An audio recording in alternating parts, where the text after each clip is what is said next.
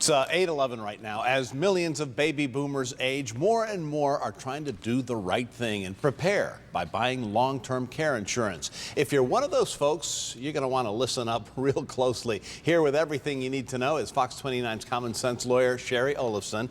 Shari, thank you for joining us. Good morning, John. Topic near and dear to all our hearts. What exactly is long-term care insurance, and what does it cover? What doesn't it cover? Sure. Well, we're talking more about the custodial type of care that older folks need. So help getting dressed and help eating and help bathing, as opposed to health issues, which health insurance or Medicare typically covers. And the U.S. Department of Health tells us that 70% of us who reach 65 eventually are going to need this type of insurance. Sure. Now, there's about 10 million policies out there already. Most folks are buying it between ages 52 and 64, which we were just talking about. The premiums are a lot cheaper if you get it before 60.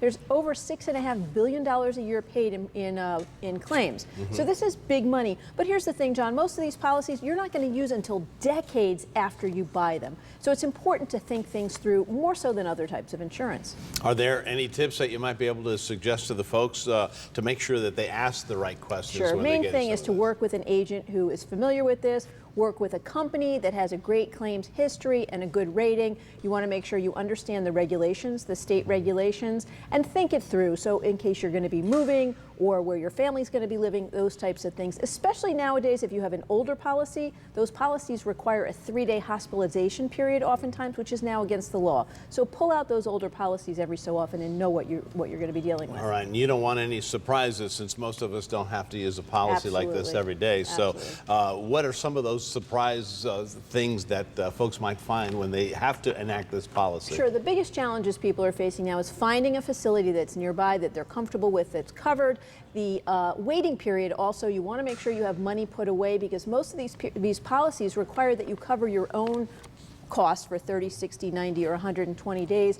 Also, the prerequisite requires that you have a substantial need at the time for assistance. The problem is, John, when you go to visit your grandmother, for example, even if she's having a hard time, as soon as a visitor walks in, the adrenaline kicks in and everything's fine. They become superhuman. The same thing happens when we ask them about whether they need assistance. So you need to make sure that the older person who's filing the claim is aware of why the person is asking them and how they should be answering. And then the last is the way the caregivers fill out that paperwork. It causes a lot of people problems. And here's the thing. If they fill out the paperwork wrong, your claim is denied. The company can also go after you to collect claims that they've previously paid. Wow. So you want to make sure whoever submitting that paperwork knows what they're doing. Do it perfectly. Yeah, you don't want to have to, bear the burden of, some additional costs there. Right. All right.